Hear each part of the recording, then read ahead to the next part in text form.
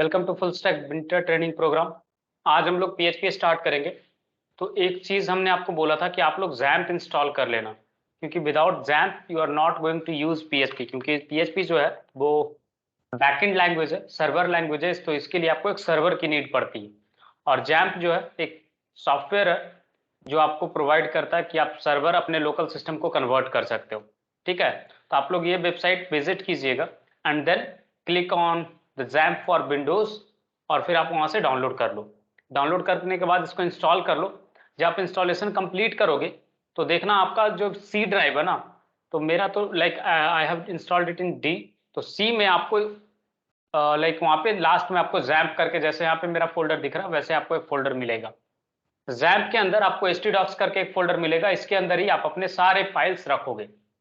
ठीक है, तो जितने भी प्रोजेक्ट्स आप बनाओगे पीएचपी में, आपको लोकली अगर रन करना होगा लोकल सर्वर पे, तो you are going to use this part. Clear है? तो यहाँ पे हम एक नया फोल्डर क्रिएट कर रहे हैं, आप लोग इंस्टॉल करके कर लेना। ठीक है, आज अगर नहीं कर पाते हो तो आज आप वीडियो देख लो, और रिकॉर्डिंग्स से आप इसके रिवीजन के टाइम पे आप ये सारी चीजें परफॉर्म कर लेना। तो यहाँ पे मैं ट्रेनिंग बोल करके एक फोल्डर क्रिएट कर रहा हूँ। ठीक है, इसी तरीके से आप भी कोई एक किसी भी नाम से फोल्डर क्रिएट कर लेना, और उसके बाद इस पर्टिकुलर ट्रेनिंग फोल्डर को हम लोग ओपन करेंगे वीएस कोड में। ठीक है, तो विजुअल स्टूडियो कोड ओपन करना आप, and then navigate to that particular platform. तो हम लोग ओपन फोल्डर पे क्लिक करके जैम्प फोल्डर के अंदर जा करके आप इसके उस पर्टिकुलर फोल्डर को ओपन करना। जैम्प के बाद htdocs के बाद हमने ट्रेनिंग करके फोल्डर बनाया था, इसको ओपन कर लेना। दिस इज द पार्ट, और यहां से हम लोग का जर्नी स्टार्ट होगा, और हम लोग यहीं पे अब आगे की सारी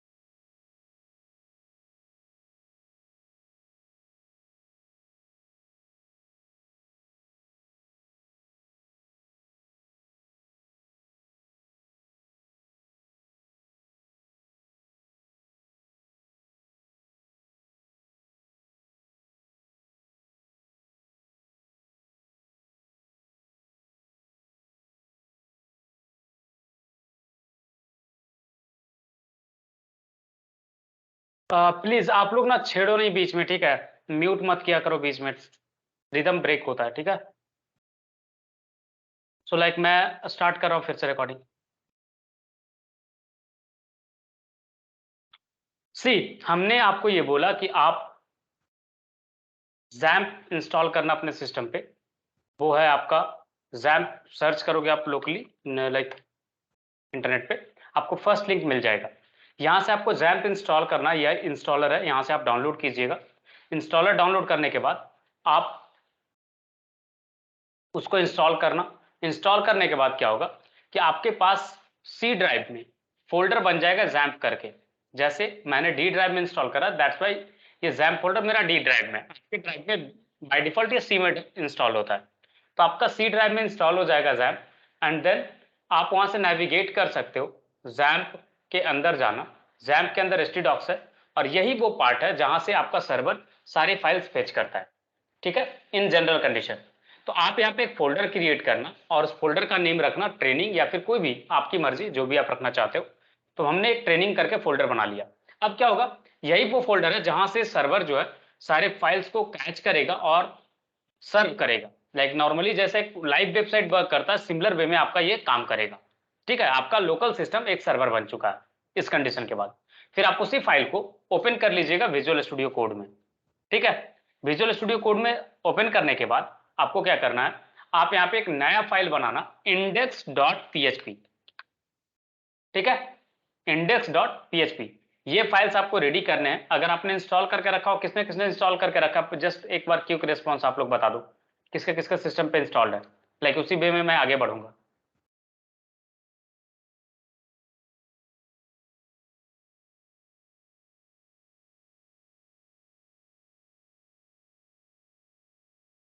और बाकी अदर्स के लाइक जिनके सिस्टम में भी इंस्टॉल्ड है आप बता दो एक बार, क्योंकि ये 180 MB का फाइल्स है तो लाइक डाउनलोड होकर के इंस्टॉल होने में टाइम लगेगा थोड़ा। ओके, प्रोसेस क्या करना है वो समझ में आ गया ना? अभी तक का जो प्रोसेस है वो समझ में आ गया? मैं आगे बढ़ूं? लाइक जब आप इंस्टॉल कर लो फिर आप इसको ट्राई कर लेना, मैं सोर्स कोड आपको दे दूंगा।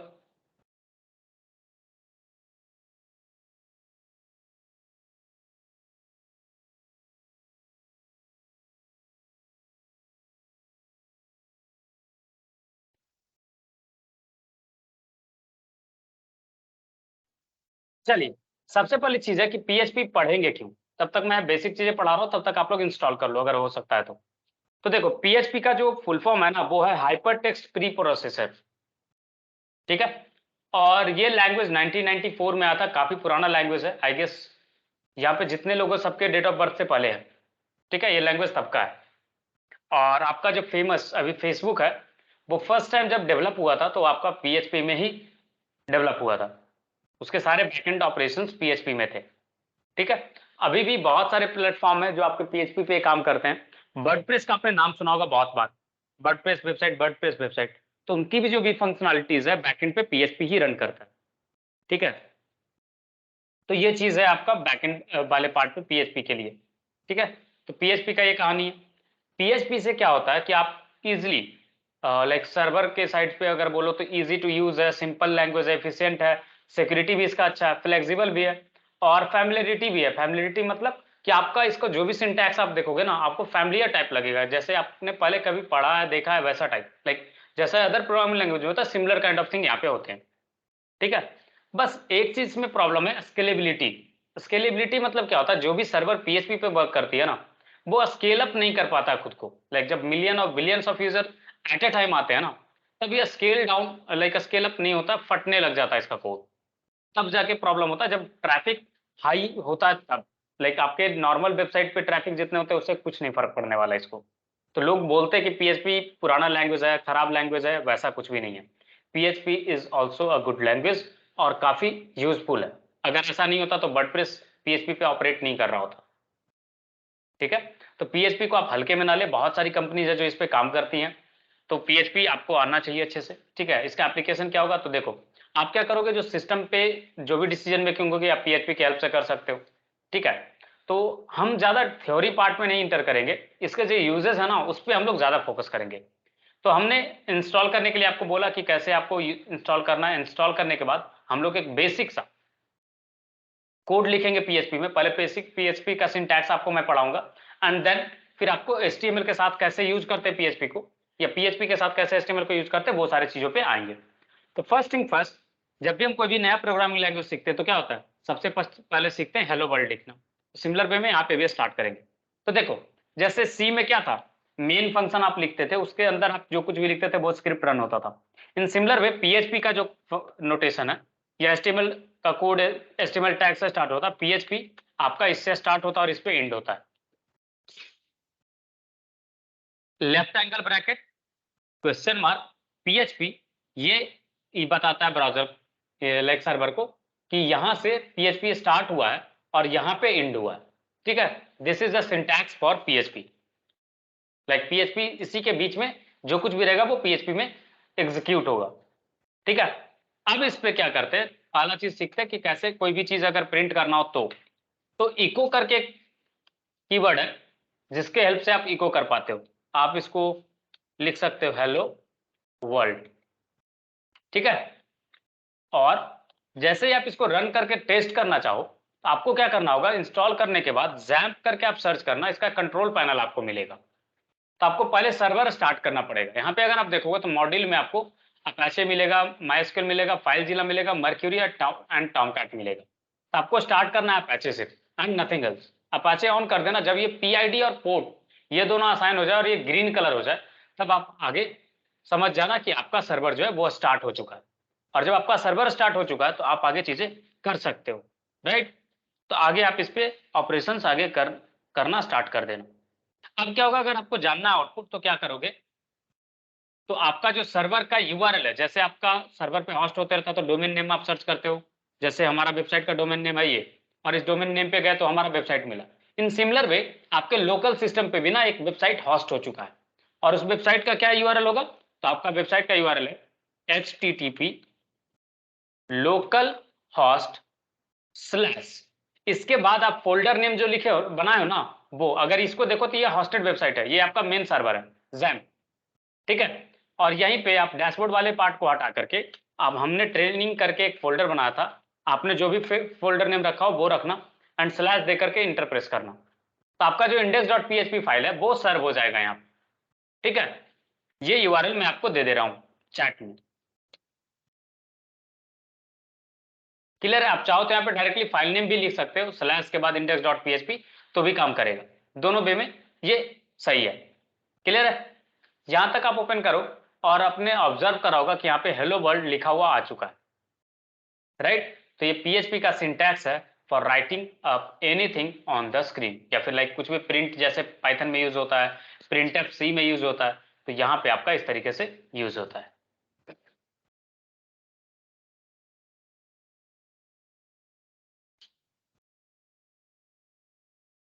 ठीक है,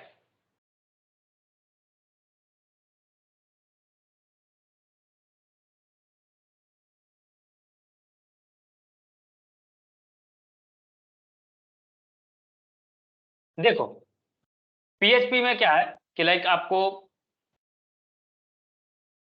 ये सारा चीज मिल गया, क्लियर है? अब सिंटैक्स वाली बात पे तो हमने देखो 3 स्टाइल होता है इसका लिखने का, एक स्टाइल तो अपने ये बता दिया, दूसरा स्टाइल ये है कि आप डायरेक्टली ऐसे लिख सकते हो, मैं इसको कमेंट कर रहा हूँ एंड देन सॉरी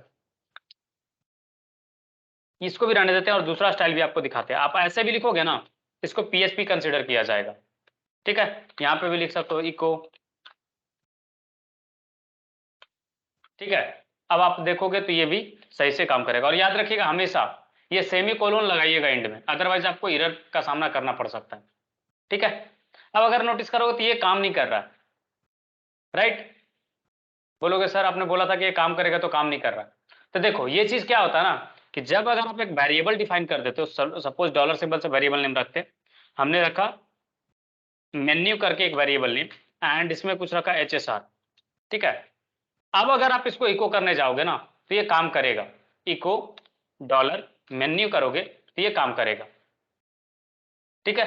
या डायरेक्टली आप इसका इको कीवर्ड नहीं भी यूज करोगे तो भी वो आएगा, इको वाला पार्ट पे वो अटकेगा, बट जैसे आप इसको इक्वल टू सिंबल डाल करके रिप्लेस करोगे तो ये आपका सही से काम करेगा। HTML के अंदर यूज होता है कि लाइक आप HTML के साथ अगर यूज कर रहे हो तो आप इस तरीके से यूज कर सकते हो, ठीक है। HTML टैग के बीच में यूज करोगे तो देखो आ गया, तो इस तरीके से आपका ये स्क्रिप्ट भी यूज कर सकते हो।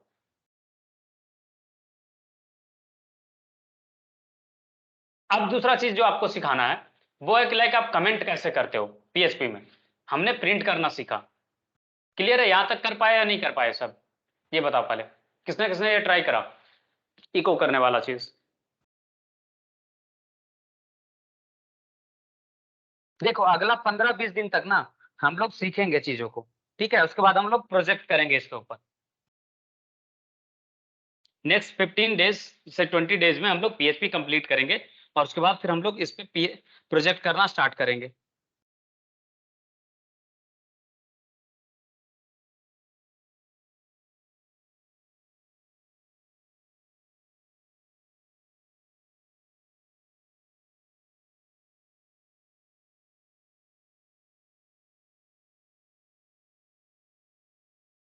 क्या तक हो पाया या नहीं हो पाया, किसी का रिस्पॉन्स नहीं आया?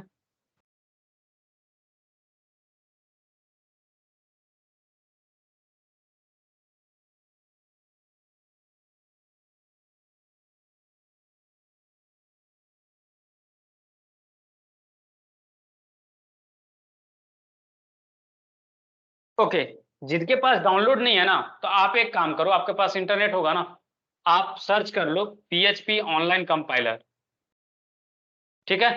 आपको ऑनलाइन कंपाइलर्स मिल जाएंगे, वहां पे भी आप ये चीजें कर सकते हो। ये W3 स्कूल का ट्राई इट योर सेल्फ में जाना और यहाँ पे चीजें आप ऑपरेट कर सकते हो, क्लियर है? जैसे मैं यहाँ पे लिख रहा हूँ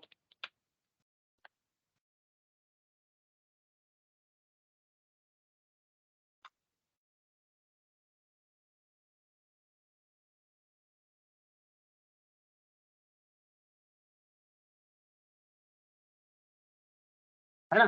तो ये मैं दे दे रहा हूँ आपको URL।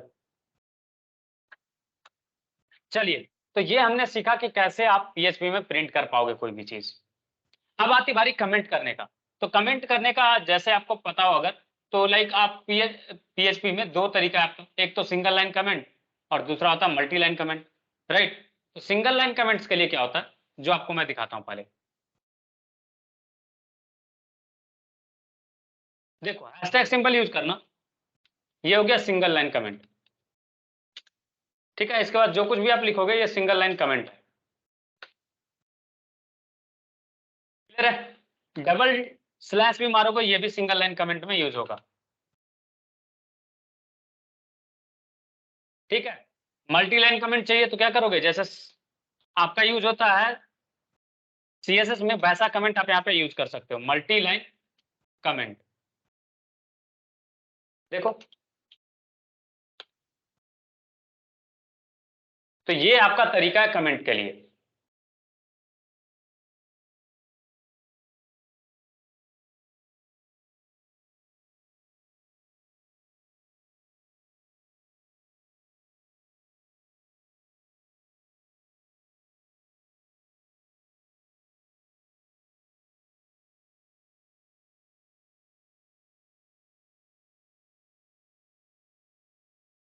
ठीक है। दूसरा चीज याद रखिएगा कि PHP में आप कितना भी वाइट स्पेस डाल दो अननेसेसरीली, वो उसको माइंड नहीं करता है। ठीक है, अगर एक वाइट स्पेस रिक्वायर्ड है तो वो उसको एक ही कंसिडर करेगा। ठीक है, तो इसलिए बोलते हैं PHP जो है वाइट स्पेस के मामले में इनसेंसिटिव है। ठीक है,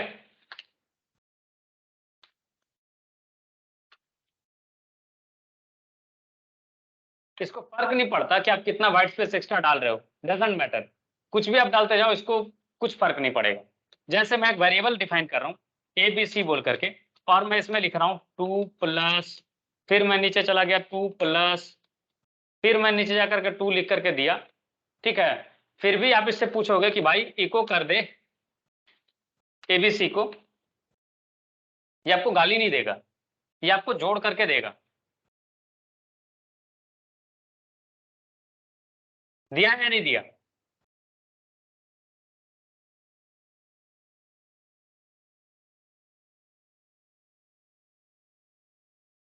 है ना फ्लेक्सिबल। आपके साथ बहस नहीं कर रहा, राइट। आप कुछ भी कर रहे हो, सब चीज डाइजेस्ट कर रहा है। तो ये है आपका PHP का व्हाइट स्पेस की कहानी। फिर आती बारी केस सेंसिटिव, मतलब PHP में जहां पे कैपिटल लेटर में आप लिखोगे वो कैपिटल लेटर कहलाएगा, जहां पे स्मॉल में स्मॉल कहलाएगा। इसमें आप लाइक ऊपर नीचे नहीं कर सकते, जो चीज स्मॉल में लिखना आप कैपिटल में नहीं लिख सकते, ऐसा चीज नहीं चलने वाला। तो मैंने क्या बोला टर्म, कि PHP जो है केस सेंसिटिव लैंग्वेज है। क्यों? देख लो आप एग्जांपल, इको में मैं ई कैपिटल कर दे रहा हूं। ठीक है, अब देखो,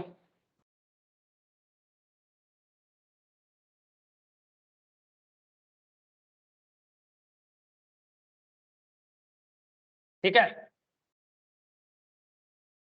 अब ये कहोगे कि सर ये ऐसे कैसे आ रहा है, आपने बोला केस सेंसिटिव है बट ये काम कर रहा है, तो ये इनके कीवर्ड्स पे अलाउ होता है।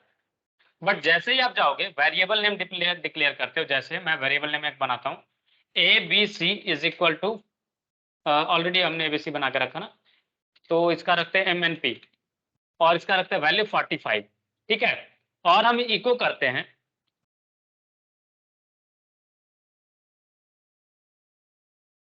Dollar capital MNP। देखो आएगा कुछ वैल्यू, क्या क्या दिया, गाली दिया, अनडिफाइंड वेरिएबल $MNP, क्योंकि ये केस सेंसिटिव लैंग्वेज है, तो आप उसको कैपिटल और स्मॉल में प्रॉब्लमेटिक चीजें नहीं दे सकते हो, लाइक चेंज कर करके। यहाँ पे आप दोगे अगर स्मॉल MNP तो ये गाली नहीं देगा, आपको आउटपुट देगा। देखो आया आउटपुट। तो इस तरीके से आपका PHP केस सेंसिटिव होता है। ठीक है, जब आपको ऐसा लग रहा है कि आपका एक स्टेटमेंट कंप्लीट हो गया है, तो टर्मिनेशन के लिए हम लोग सेमी कोलोन यूज करते हैं। और ये लगभग आप जब भी टर्मिनेट कर रहे हो चीजों को, तो आपको सेमी कोलोन डालना ही डालना चाहिए। ठीक है ना। और ब्रेसेस की हेल्प से आप ब्लॉक्स रेडी कर सकते हो। जैसे आप इफ एल्स यूज करोगे तो करली ब्रेसेस यूज होगा वहां पे। नॉर्मली कोई चीजों को आप एक साथ रखना चाहते हो तो स्मॉल ब्रैकेट में रख सकते हो। तो ये चीज था आपका किस चीज के लिए, कि कैसे आप यूज करोगे पीएचपी में चीजों को। ठीक है, तो ये था बेसिक इंट्रोडक्शन। नेक्स्ट आते हैं हम लोग वेरिएबल टाइप पे, कि वेरिएबल कैसे कैसे आपको मिलेंगे पीएचपी में। ठीक है, तो वेरिएबल के लिए अगर आपको मैं बताऊं, देखो अगर समझ में नहीं आएगा तो बताइएगा, ठीक है ना, क्योंकि ये काफी इंपॉर्टेंट लैंग्वेज है, इसको हल्के में मत लेके चलना। आसान है, डिफिकल्ट नहीं है, ये चीज तो याद रखिएगा। ठीक है, चलिए यहाँ पे मल्टी लाइन्स का नीड है, तो हम लोग मल्टी लाइन में कमेंट ऐड कर लेते हैं। ठीक है, पहला जो वेरिएबल आपको मिलेगा वो है इंटीजर। जैसे आपने अदर प्रोग्रामिंग लैंग्वेज में सीखा है इंटीजर के बारे में, सिमिलर चीज है, कुछ भी एक्स्ट्रा नहीं है। डबल में क्या है, ये आपका फ्लोटिंग पॉइंट नंबर है और कुछ भी नहीं। ठीक है, बुलियंस अच्छे से आप फैमिलियर हो इसके बारे में, ट्रू फॉल्स। फिर आती बारी नल, यहाँ पे एक एक्स्ट्रा वेरिएबल टाइप मिलता है वो है नल, जिसका कुछ भी नहीं है, लाइक जहाँ पे कुछ भी वैल्यू नहीं होगा वहां पे आप ये सेट कर सकते हो नल। फिर आपको मिलता है वेरिएबल टाइप स्ट्रिंग्स, तो आप फैमिलियर हो इस चीज से। फिर आता है एरेज, आप इससे फैमिलियर हो गए आई होप। ऑब्जेक्ट्स, तो जेसन टाइप का जो चीजें होता है ना, जो आपको जावास्क्रिप्ट में दिखाया था, तो यहाँ पे उसको ऑब्जेक्ट्स बोलते हैं। ठीक है, ये प्रोग्रामर डिफाइंड क्लासेस होता है, और इसी के कारण ऑब्जेक्ट ओरिएंटेड प्रोग्रामिंग के लिए ये लैंग्वेज जाना जाता है पीएचपी, क्योंकि यहाँ पे ऑब्जेक्ट्स आपको वेरिएबल टाइप में मिलता है, तो आप यहाँ पे ऑब्जेक्ट ओरिएंटेड प्रोग्रामिंग कर सकते हो, ये प्रोग्रामर के द्वारा डिफाइन किया जाता है। तो आप चाहो तो इसको क्लास के रूप में यूज कर सकते हो, एज ए जेसन भी क्रिएट कर सकते हो, तो चीजें आप यहाँ पे अपने अकॉर्डिंग एडजस्टमेंट कर सकते हो। फिर आती बारी रिसोर्सेज, ये एक स्पेशल वेरिएबल है जो सिर्फ और सिर्फ लाइक एक्सटर्नल रिसोर्स के लिए यूज होता है, like database connection and all के लिए। ठीक है, जब आपको चाहिए होगा कि एक्सटर्नल रिसोर्स से कनेक्ट करना है, तो वहां पे आपका ये वेरिएबल काम में आएगा। क्लियर है, तो ये आपके टोटल वेरिएबल टाइप्स हैं किसमें, पीएचपी में। ठीक है, अब एक एक करके आपको वेरिएबल के बारे में बताते हैं, आपको अच्छे से समझ में आ जाएगा। देखो, जैसे सी में आपका इंटीजर था, तो क्या था इंटीजर में, कि आप वैल्यू इसका स्टार्ट होता था कहां से, माइनस से 2 टू द पावर 31, राइट, और ये एंड होता था कहां पे, पॉजिटिव में, उसी चीज पे। तो ये आपका स्मॉलेस्ट और लार्जेस्ट वैल्यू होता था। सिमिलर तरीके से इंटीजर यहाँ पे काम करता है। नॉर्मली न्यूमेरिकल वैल्यूज के लिए आप इसको यूज करते हो। अगर आपको डिक्लेयर करना है तो नॉर्मली $NUM, ये वेरिएबल नेम हो गया आपका, नम बोल करके ये जो है ये वेरिएबल नेम है। ठीक है, अब वैल्यू आपने सपोज 45 40 जो भी रखा, ये आपका हो गया इंटीजर वेरिएबल, आप इस तरीके से डिफाइन करोगे। फिर आती बारी डबल पे। डबल का क्या कहानी, तो डबल में अगर आप चाहो तो डबल आपका इस तरीके से दिखता है, पॉइंट एक भी रखोगे तो भी डबल कंसीडर किया जाएगा, डेसिमल के बाद मल्टीपल रखोगे तो भी ये डबल कंसीडर किया जाएगा। तो ये हो गया आपका डबल के लिए। बुलियन में क्या है कहानी, बुलियन में है स्मॉल में ट्रू और फॉल्स या फिर कैपिटल में लिखोगे तो भी काम चल जाएगा। ठीक है, ये आपका बुलियन वैल्यू हो गया। आप इसी चीज को इस तरीके से भी लिख सकते हो। ये दोनों ऑप्शन आपको मिलेंगे बुलियन के लिए। यहां तक में कोई कंफ्यूजन है तो बताओ।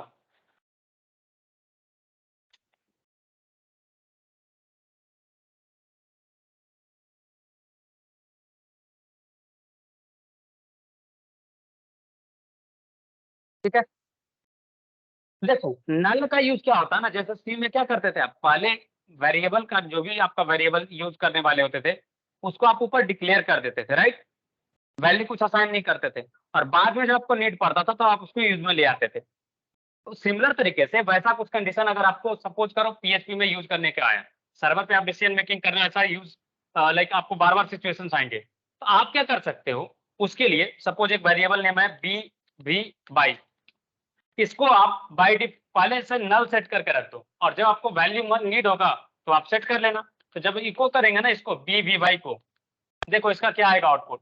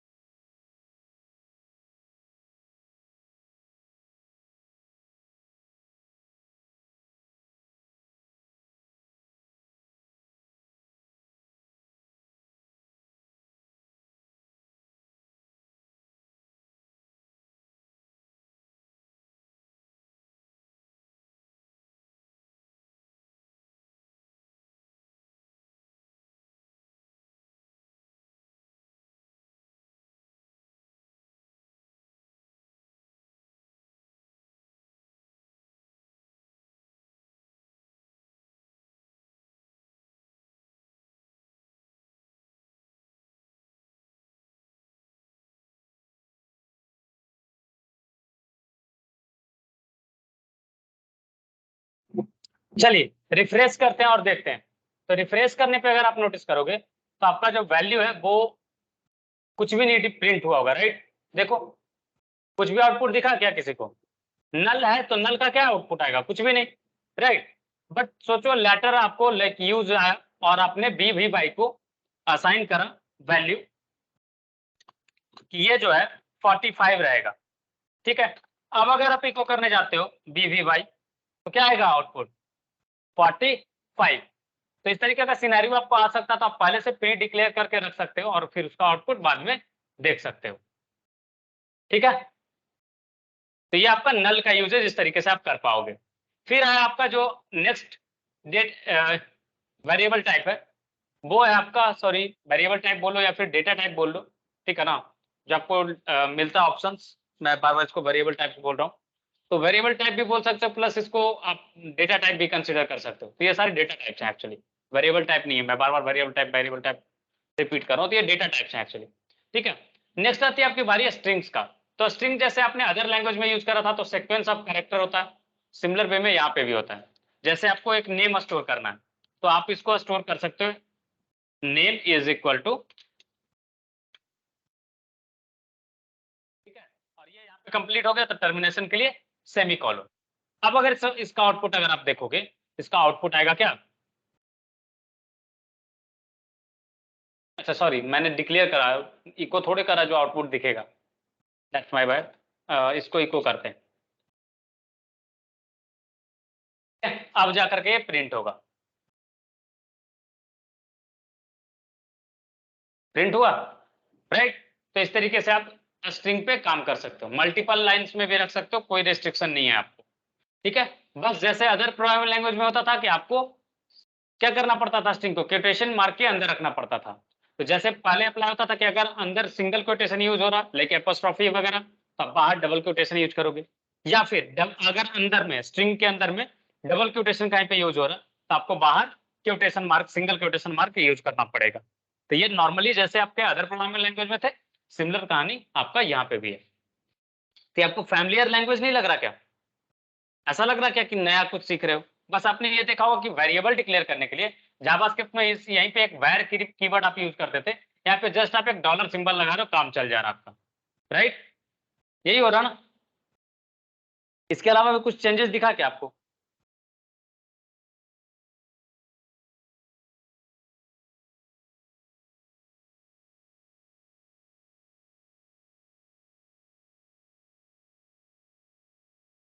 तो ये फैमिलियर लैंग्वेज है, वैसा कोई आपको प्रॉब्लम नहीं आया कि लाइक हाँ आप कुछ कर रहे हो आपको समझ में नहीं आएगा, ऐसा नहीं है, आपको अच्छे से समझ में आएगा, ठीक है।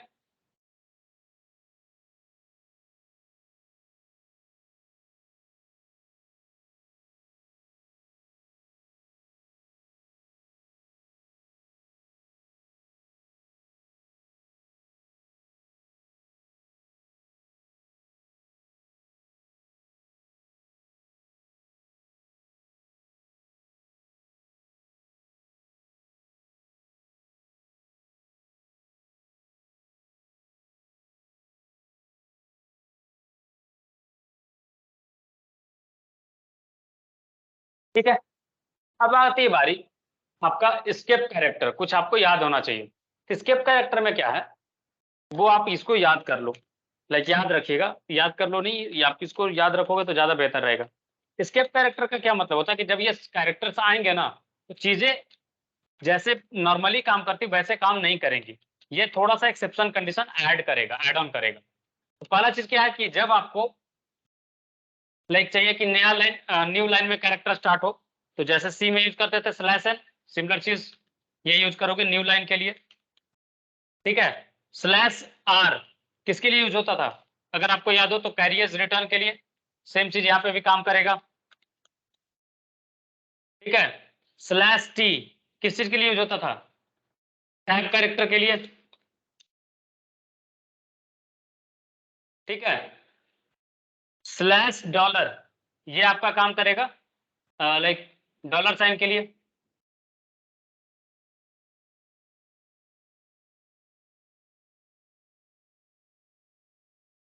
फिर आपका सिंगल स्लैश नॉर्मली, और इसके बाद क्योटेशन ये डालते हो तो ये आपका क्योटेशन मार्क के लिए, डबल क्योट के लिए, ठीक है। स्लैश सिंगल क्योट ये काम करेगा सिंगल क्योट के लिए। तो ये सारे एस्केप कैरेक्टर्स यहाँ भी हैं। तो जैसे अदर प्रोग्रामिंग लैंग्वेज होता है तो सिमिलर तरीके से आपका यहाँ पे काम करता है, कुछ नया नहीं रहता है, ठीक है। अगर बैक स्लैश चाहिए तो डबल बैक स्लैश यूज कीजिएगा, तो ये यूज हो जाएगा आपका बैक स्लैश के लिए। तो ये आपने अदर प्रोग्रामिंग लैंग्वेज में भी देखा होगा, वो यहाँ पे भी काम करता है, ठीक है। अब आती बारी कि ये सारे वेरिएबल्स तो हैं, एरे वगैरह भी आपको डिफाइन करना सिखाएंगे, कैसे एरे आप डिफाइन कर सकते हो एंड ऑल, उस पर हम लोग डिटेल में पढ़ेंगे। उसके पहले समझते हैं कि वेरिएबल का स्कोप क्या होगा। स्कोप मतलब कि लाइक कैसे कैसे चीजें यहाँ पे मिलेंगी प्रिविलेज के लिए। तो जैसे अदर में होता था लोकल वेरिएबल, सेम चीज लोकल वेरिएबल जो पर्टिकुलर फंक्शन के अंदर यूज कर रहोगे, या फिर पर्टिकुलर इफिल्स अगर लगाए हो और उसके अंदर आप कोई वेरिएबल डिफाइन कर रहे हो, यूज कर रहे हो, तो वो वहीं तक उसका रहेगा स्कोप। फिर आती बारी फंक्शनल पैरामीटर्स, तो जो फंक्शन पे जो आप पैरामीटर पास करते हो तो वो फंक्शनल पैरामीटर में कंसिडर किया जाएगा। ग्लोबल वेरिएबल, आपको अच्छे से पता है ग्लोबल वेरिएबल क्या होता है, कि आप उसको पूरे सीट में लाइक पूरे डॉक्यूमेंट में कहीं भी कभी भी यूज कर सकते हो। देन आती है आपकी बारी स्टैटिक वेरिएबल का। स्टैटिक वेरिएबल में क्या होगा, ये वेरिएबल वैसा वेरिएबल है जो चेंज नहीं होगा, ठीक है। लाइक एक बार आपने डिफाइन कर दिया, उसमें दोबारा आप नए वैल्यूज असाइन नहीं कर सकते। अब आती बारी नेमिंग पे, कि नेमिंग पे कुछ रूल्स होते हैं हमेशा, तो वो नेमिंग रूल्स यहाँ भी अप्लाई होता है। तो नेमिंग रूल्स क्या है, बस ये दो हैं। पहला चीज कि अंडरस्कोर से आपस या स्टार्ट कर सकते हो, या फिर कोई कैरेक्टर से या लेटर से स्टार्ट कर सकते हो। नंबर हो सकता है, लेटर हो सकता है, अंडरस्कोर हो सकता है, बट आप कोई कैरेक्टर जो इसमें दिया हुआ, ये सारे कैरेक्टर्स आप यूज नहीं कर सकते। ये सारे कैरेक्टर के अलावा आप सारी चीजें यूज कर सकते हो, ठीक है। इसमें कोई कंफ्यूजन है तो बताइए।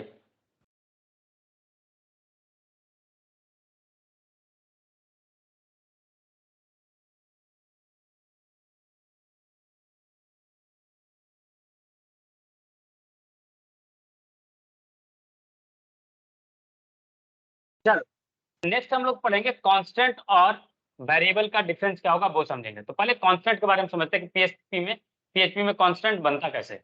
तो कांस्टेंट जैसे आपका नाम से ही पता चल रहा है कि एक ऐसा आइडेंटिफायर होगा जो लाइक एक सिंपल वैल्यू एक्सेप्ट करेगा और उसका वैल्यू चेंज नहीं होगा। जब तक एग्जीक्यूट हो रहा स्क्रिप्ट तब तक वो तो चेंज नहीं होगा, और ये केस सेंसिटिव होगा हमेशा, याद रखिएगा। तो कांस्टेंट में क्या होता है कि आप उसका वैल्यू बार बार चेंज नहीं कर सकते। जैसे एग्जांपल के लिए आपको मैं एक स्क्रिप्ट दे रहा हूं, उसको आप देखो कैसे ये काम करता है, ठीक है। तो अभी फिलहाल क्या करते हैं, पहले एक br टैग दे देते हैं, जिससे क्या हो जाएगा कि लाइक लाइन ब्रेक अपने को मिल जाएगा। तो br टैग सिमिलर जैसे आपकी यूज करते थे ना jQuery में, यहाँ पे भी ये काम कर सकते हो, HTML जैसे काम करता था वहां पे वैसे ही। इसलिए मैंने jQuery पहले पढ़ा है, अब जाकर के PHP पढ़ा रहा हूँ। रीजन यही है। देखो नए लाइन से स्टार्ट हो गया, अब पूरा का पूरा HTML टैग पास करो वो इको होते जाएगा, ठीक है ना। चलिए तो फ्रेश से स्क्रिप्ट लेते हैं और कांस्टेंट का चीज आपको दिखाते हैं कि कांस्टेंट बनता कैसे। तो कांस्टेंट में यहाँ पे क्या किया हमने, एक मैक्स मीन साइज करके एक वेरिएबल डिफाइन करा, और ये यहाँ से डिफाइन फंक्शन से फेच कर लिया इसका वैल्यू। अब क्या किया, इसको प्रिंट किया और उसके बाद इसको कांस्टेंट फंक्शन में डाल करके प्रिंट किया, ठीक है, प्रीवियस लाइन की तरह ही। आउटपुट अगर देखोगे आप, आउटपुट सेम होगा, कुछ भी इसमें आपको डिफरेंस नहीं दिखेगा। 50-50 है ना। आपने डिफाइन करा था मीन साइज करके 50 आपने डिफाइन करा था, यहाँ पे अगर आप 500 डालोगे तो ये 500 रहेगा, 500-500, ठीक है। तो इस तरीके से आपने कांस्टेंट डिफाइन करा। अब क्या करते हैं कि लाइक आप इसको चाहो और चेंज करना चाहो तो फिर नहीं चेंज कर पाओगे, ठीक है ना। तो कांस्टेंट और वेरिएबल में डिफरेंस क्या आएगा, तो ये पहला डिफरेंस तो ये है कि आप कांस्टेंट और वेरिएबल में जब भी आप चेंज करना चाहो कांस्टेंट को, नहीं चेंज होगा, वेरिएबल चेंज होगा। दूसरा चीज कि आपको डॉलर साइन लिखने का नीड नहीं है कांस्टेंट वाले पार्ट के आगे, आप उसको डायरेक्टली कांस्टेंट फंक्शन में पास कर दो, वो कांस्टेंट फंक्शन बन जाएगा, ठीक है। डिफाइन करके फंक्शन में जैसे डालो ना मीन साइज करके, अब मैं इसमें करने जाऊं ये चीज देखो, मीन साइज करके हमने डिफाइन करा था ना वेरिएबल यहाँ पे। अब मैं इसके नेक्स्ट लाइन में क्या करता हूं कि मैं करने जाता हूं mean size is equal to 45 something ये वैल्यू, ठीक है। और इसके बाद मैं इको करने जाता हूं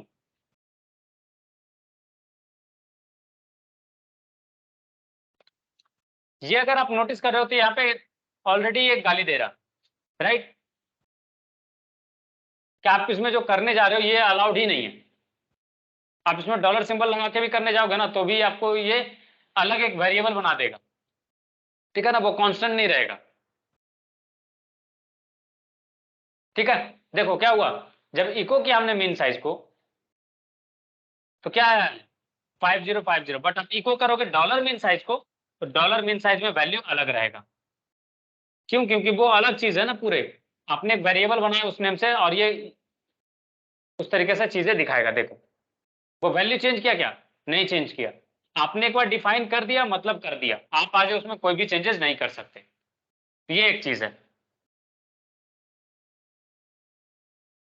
कांस्टेंट को आप कहीं से भी एक्सेस कर सकते हो, ठीक है, बट वेरिएबल का क्या है कहानी कि आपका स्कोप में फंस जाता है। लाइक लोकल स्कोप है तो लोकल तक रहेगा, स्टैटिक स्कोप है तो वहीं तक रहेगा, तो वो चीज नहीं होगा कांस्टेंट के साथ।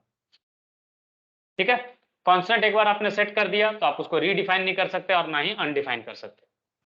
तो ये चीज था आपका क्या, कांस्टेंट के बारे में। कुछ मैजिक कांस्टेंट है जो हम लोग बाद में जैसे से आगे बढ़ेंगे एक्सप्लोर करेंगे पीएचपी में, वहां पे समझेंगे। अब आती बारी ऑपरेटर्स का। ऑपरेटर जैसे आपने पहले पढ़ा है, सिमिलर चीज है, कुछ भी नया नहीं है इसमें। तो मैं क्विकली इसको रैप अप कर रहा हूं, तो आपको अगर लगे कि फास्ट जा रहा हूं तो बताना। फास्ट जा रहा हूं क्या? तो लाइक थोड़ा स्लो डाउन करके चल सकते हैं, वैसा कोई दिक्कत नहीं है।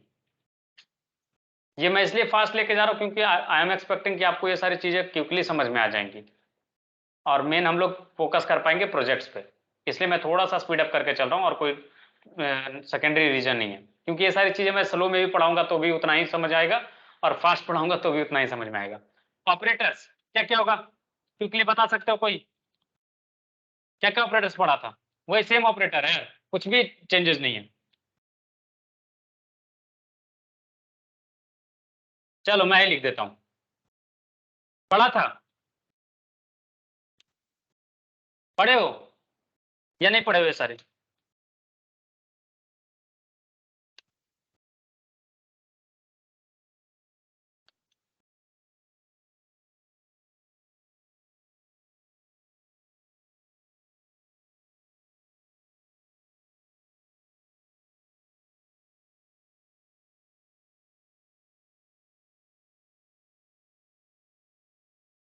पढ़े कि नहीं पढ़े हो? इसको बताना पड़ेगा क्या एक एक को?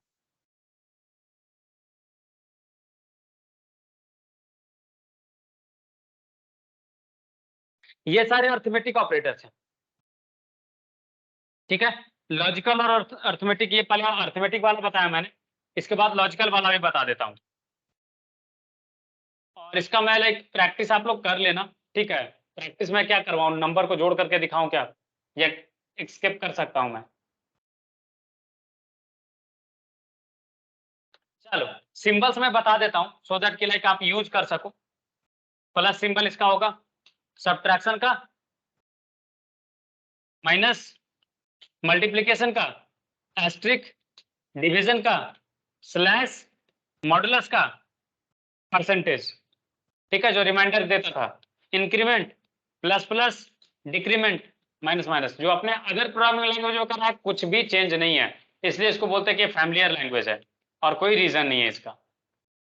कंपेरिजन, ये भी आपने पढ़ा होगा। कंपेरिजन में क्या होता है? पहला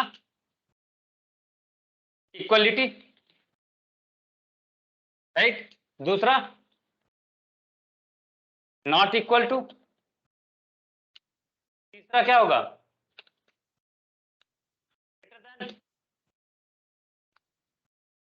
लेस देन,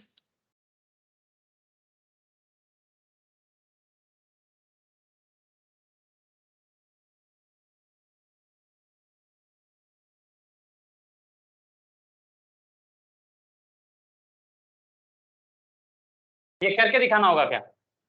बताओ आप लोग का मर्जी है, अगर आप बोलोगे तो मैं करके भी दिखाऊंगा, कोई प्रॉब्लम नहीं है मुझे।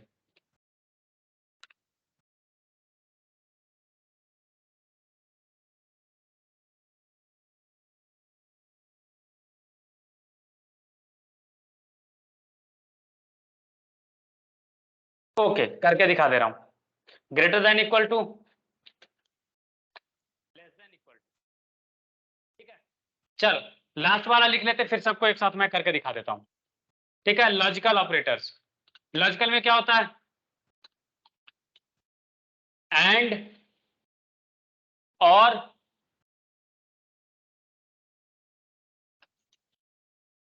तीसरा क्या होता है? नॉट।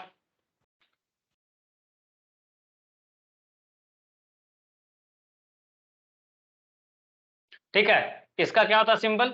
या तो आप डायरेक्टली कीवर्ड यूज कर लो, या 2 बार एम्परसेंट सिंबल यूज कर लो। और के लिए और कीवर्ड यूज कर लो, या फिर 2 बार लाइन ऑपरेटर यूज कर लो। नॉट के लिए ये यूज होता है सिर्फ और सिर्फ। ठीक है, चलो एक और ऑपरेटर आपको, आप लोग भूल रहे हो, 2 चीज होता है, वो है assignment operator.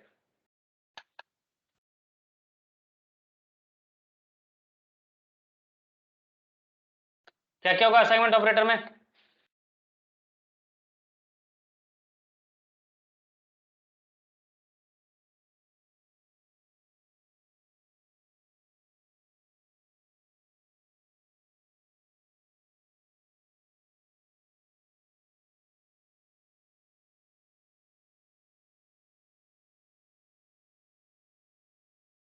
Subtract and assignment.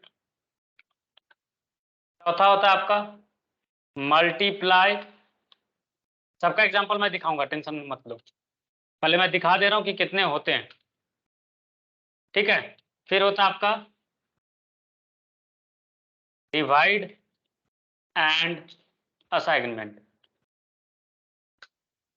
Six में है मॉडुलस एंड असाइनमेंट। ठीक है, तो ये सब है आपके असाइनमेंट ऑपरेटर्स असाइनमेंट में। ठीक है, लास्ट आता है आपका कंडीशनल ऑपरेटर।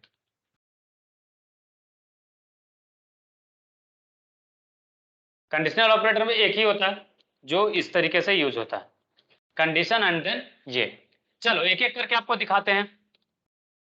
दो वेरिएबल पहले डिफाइन कर लो। A is equal to 45,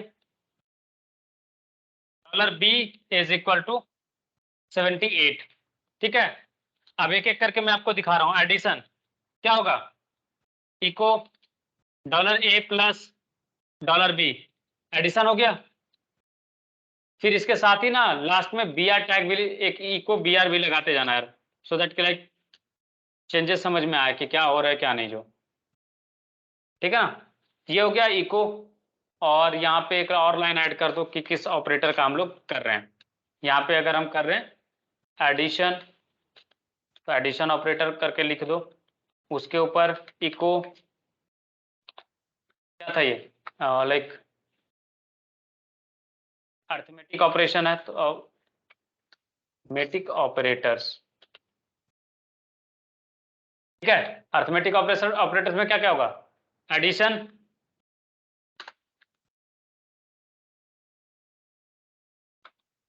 subtraction. ठीक है, क्या हो जाएगा? जस्ट सिंबल चेंज करते जाएंगे। इसी में लेके आ जाओ multiplication.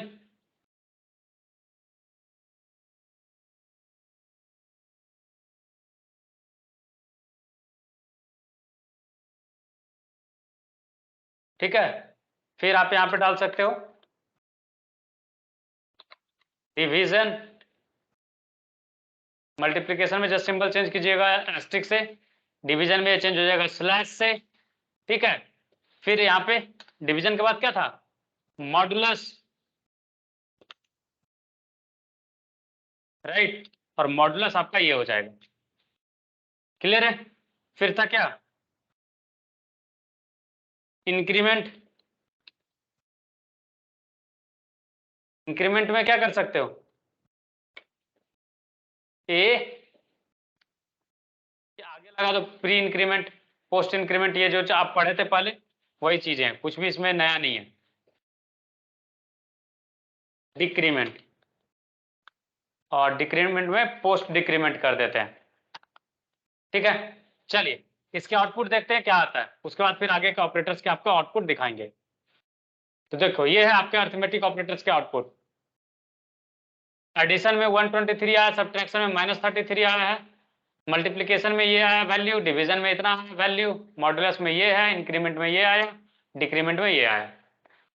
Post increment pre increment था इसलिए वैल्यू 46 दिख रहा है आपको।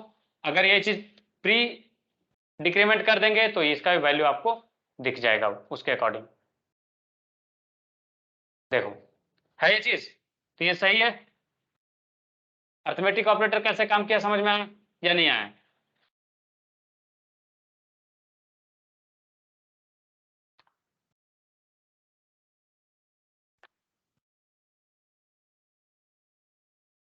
चलिए ये था आपका अर्थमेटिक ऑपरेटर का कहानी। बस और मॉडिफाई किया और कुछ भी नहीं किया हूं। अब आती बारी अर्थमेटिक ऑपरेटर के बाद हमने सीखा क्या? Comparison operator. तो कंपैरिजन ऑपरेटर में जो कुछ भी सीखा वो चीज अप्लाई कर देंगे। ठीक है, कंपैरिजन में क्या सीखा हमने, तो पेस्ट करते जाते हैं पहले।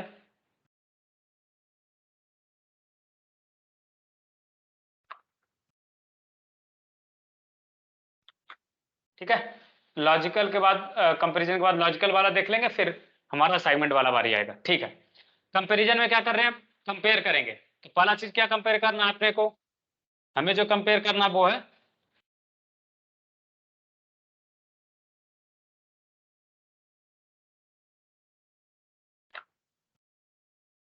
कंपैरिजन में जो फर्स्ट चीज हमें करना है वो है ग्रेटर देन। ठीक है, ग्रेटर देन में क्या करेंगे, सिंबल लगा दो। अच्छा टर्मिनेशन वाला छोड़ दिया था, ठीक है। ग्रेटर देन, फिर क्या हमारा, सॉरी इक्वल टू पहले आएगा ना, मैं ग्रेटर देन से स्टार्ट कर दिया, सॉरी। इक्वल टू पहले ले लो और इक्वल टू आ जाएगा, फिर आएगा नॉट इक्वल टू, और यहाँ पे कर दोगे ए नॉट इक्वल टू बी। ठीक है, फिर आ जाएगा आपका ग्रेटर देन, फिर आ जाएगा आपका लेस देन, फिर आ जाएगा आपका ग्रेटर देन इक्वल टू।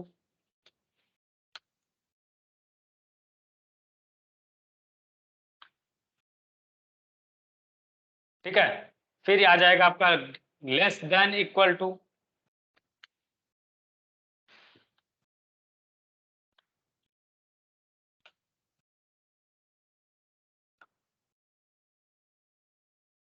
तो जैसे आप अदर लैंग्वेज में करते थे सिमिलर वे में आप यहाँ पे करते हो, कुछ भी एक्स्ट्रा आप नहीं परफॉर्म करते हो। तो ये आपका है कंपैरिजन ऑपरेटर यहाँ से यहाँ तक। ठीक है, इसका आउटपुट देख लो, ट्रू फॉल्स में आपको आउटपुट देगा ये, जैसे अदर लैंग्वेज में आपको ट्रू फॉल्स मिलता था ना, सिमिलर तरीके से। ए इक्वल है बी के, नहीं है, तो लाइक आपको यहाँ पे ट्रू फॉल्स जो भी है वो यहाँ पे चीजें लाइक ट्रू या फॉल्स यहाँ पे दिखता है।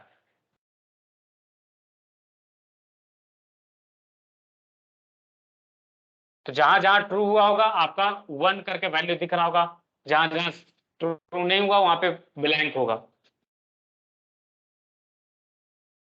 देख लो इक्वल टू नहीं हुआ तो ये ब्लैंक है, जहां जहां ट्रू और नॉट इक्वल टू बात सही है तो 1 आ गया, ग्रेटर देन फॉल्स है, लेस देन ट्रू है तो आ गया, greater than equal to false है तो कुछ भी नहीं है, less than equal to true है तो 1 आ गया।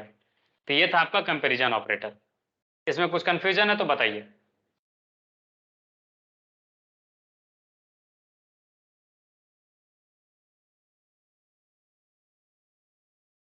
चलिए आगे बढ़ते हैं हम लोग और देखते हैं लॉजिकल ऑपरेटर। लॉजिकल ऑपरेटर में क्या था,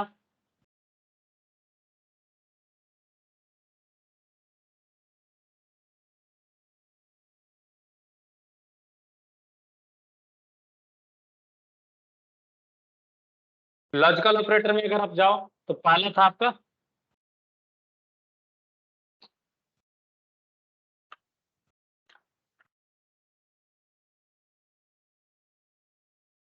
एंड।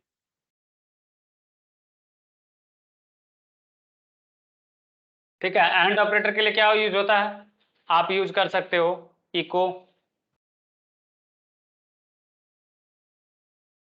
ठीक है, यहाँ पे भी आप यूज कर लो, यहाँ पे बी आर यार, तो ज़्यादा बेहतर रहेगा ये चीज़। ठीक है, ए एंड बी, ठीक है ना, इसको आप ब्रैकेट में डाल लो तो ज़्यादा बेहतर होगा।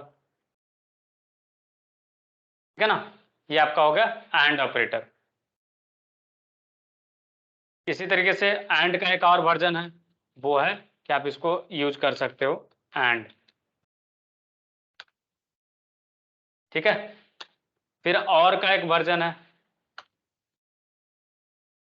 कि आप यहाँ पे और यूज कर सकते हो, ठीक है ना। और इसके आउटपुट्स आपको मैं दिखाता हूँ। वही चीज 0 1 में वो चीजें आपकी आती जाती है, देखो 1 1 1 करके ये आउटपुट आपको दे रहा है। ये 1 1 1 1 करके आपको आउटपुट दे रहा है। ये इफिल्स में आप चेक करोगे तो ज्यादा बेहतर से आपको समझ में आएंगी, ठीक है ना। तो इफिल्स जब पढ़ेंगे तो आपको ये चीजें समझाएंगे, ठीक है। ए और बी 1 1 ये जो आपको दिख रहा है, जहां जहां ट्रू आ रहा है वहां वहां ये चीज दे रहा है वैसे, ठीक है।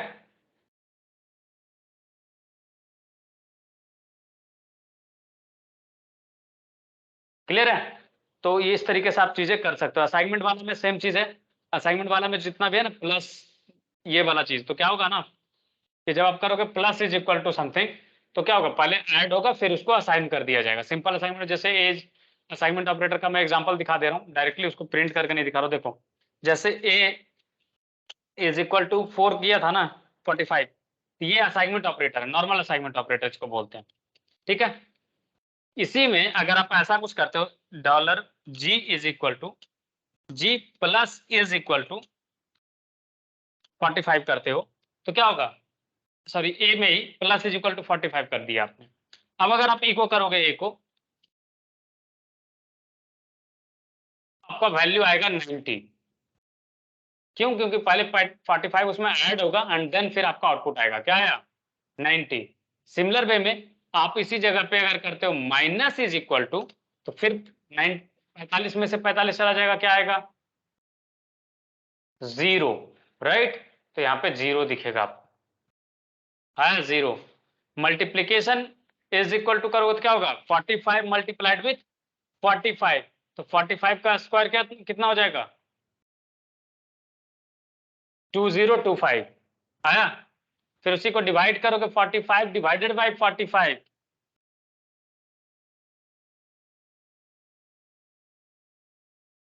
क्या आएगा 1। चलो आउटपुट को मैं पैरेलल में ओपन कर दे रहा हूं।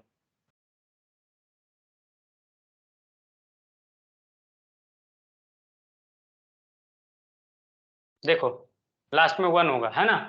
इसी चीज को आप रिप्लेस कर दो मॉडुलस से, क्या आ जाएगा 0। रिमाइंडर तो आएगा नहीं कुछ, 45 डिवाइडेड बाई 45 तो 0 आ जाएगा। तो ये था आपका सारा का सारा असाइनमेंट ऑपरेटर। अब है एक कंडीशनल, सॉरी क्या बोलते हैं उसको, कंडीशनल ऑपरेटर। कंडीशनल ऑपरेटर में क्या होता है, जैसे इफ एल्स नॉर्मली यूज करते हैं ना, इफ समथिंग ट्रू देन ये वाला ब्लॉक काम करता है, एल्स में ये वाला ब्लॉक काम करता है, राइट, करता है ना। जैसे यहाँ पे करते हो इको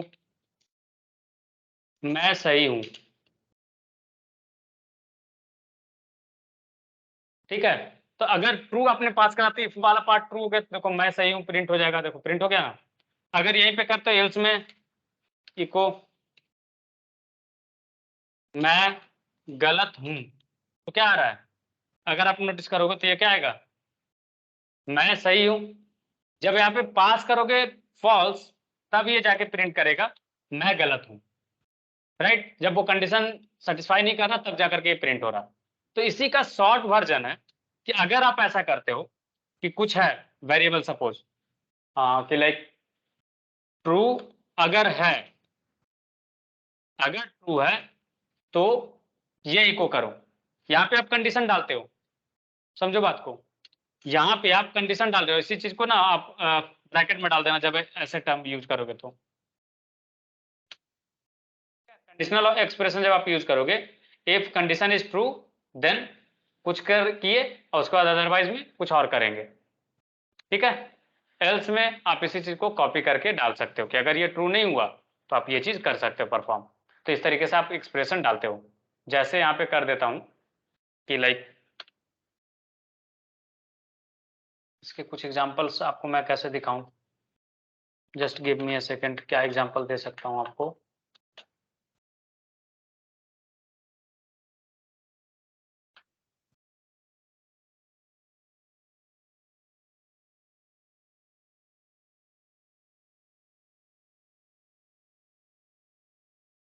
इसमें आपको मिल जाएगा condition expression is equal to something, yes हाँ। चलिए ये चीज किया जा सकता है, देखो $C इज इक्वल टू 47, ये चीज हमने रखा, ठीक है। और हम ये कर रहे हैं कि यहां पे वैल्यू, ठीक है ना, अगर ये चीज $C इज इक्वल टू 47 होता है, C इज इक्वल टू 47, तो प्रिंट करना इको सही,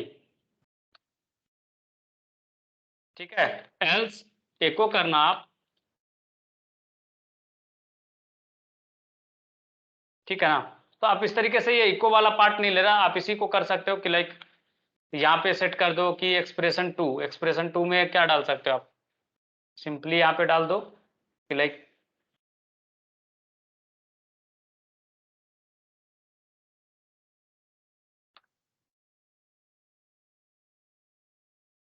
अगर एक्स ये C इज इक्वल टू 47 है, देन 47, अदरवाइज 4789 कर दो लॉग, अगर फॉल्स निकलता तो ये वैल्यू डाल दो, ठीक है। ये चीज हमने करा, और पहले से $C का वैल्यू एक डिफाइन कर दो, ठीक है। हमने क्या करा, जो देखो $C को चेक किया कि अगर ये 47 के बराबर है तो उसका नया वैल्यू ये हो जाएगा, अगर ये 47 के बराबर नहीं है तो उसका वैल्यू ये हो जाएगा, ठीक है। जैसे आप कंडीशन चेक करोगे ना कि यूजर लॉग्ड इन है तो उसको index.php पे ले जाओ भाई, अगर लॉग्ड इन नहीं है तो फिर उसको बाहर ले जाओ। अब इसको अगर आप इको सी करते हो ना, $C, आपको क्या मिलेगा वैल्यू 4789, ना कि 47, सॉरी 47 ही मिल रहा है यहाँ पे, ये असाइन नहीं कर रहा है आपका, लाइक असाइनमेंट किया नहीं है एक्चुअली। इसको आप कर सकते हो $C is equal to this and $C is equal to this, तो आपका वैल्यू आ जाएगा 4789।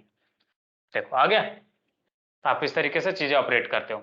जैसे आप चेक किए सपोज कि एक ईमेल आपके पास आया, $email इज इक्वल टू, ये डेटाबेस में ईमेल सेव है abc@example.com, ठीक है। ये आपका डेटाबेस से वैल्यू आया, ठीक। और आप चेक कर रहे हो, अभी आपके पास यूजर से कुछ वैल्यू आया, वो चेक कर रहे हो, $email इज इक्वल टू ये यूजर यहाँ पे वैल्यू कुछ डालेगा, सपोज यूजर ने इनपुट करा RAJ@example.com,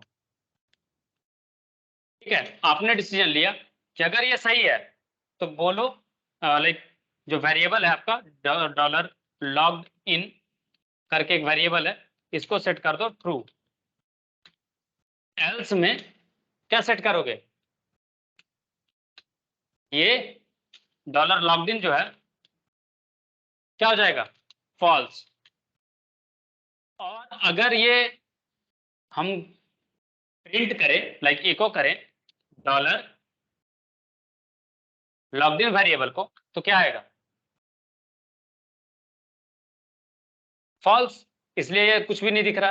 बट जैसे ही आप यहाँ पे abc@example.com पास करोगे तो क्या हो जाएगा ट्रू, और ये क्या रिटर्न करेगा 1, देखो 1 रिटर्न किया, ठीक है। तो इस तरीके से आपका कंडीशनल ऑपरेटर काम करता है। ये एक्चुअली इफ एल्स का एक शॉर्ट वर्जन है, क्लियर है।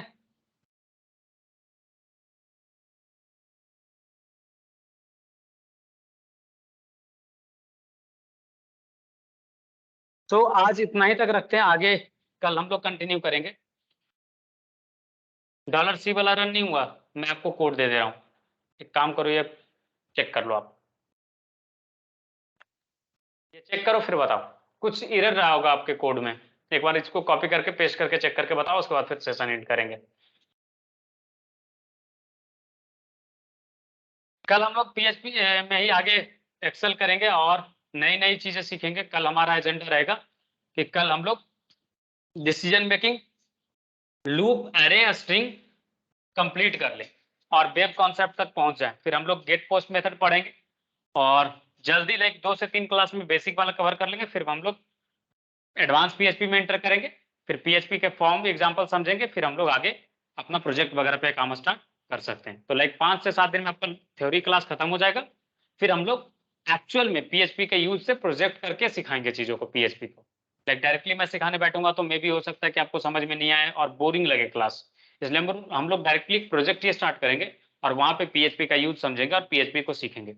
उसमें क्या होगा, आपका बूटस्ट्रैप का रिवीजन हो जाएगा, HTML CSS रिवाइज हो जाएगा, jQuery रिवाइज हो जाएगा, और एक अच्छा सा प्रोजेक्ट हम लोग सेकंड जो प्रोजेक्ट हमारा प्लान है वो हम लोग कंप्लीट करेंगे। ठीक है, चलिए, so thank you guys, thank you for joining, see you guys tomorrow.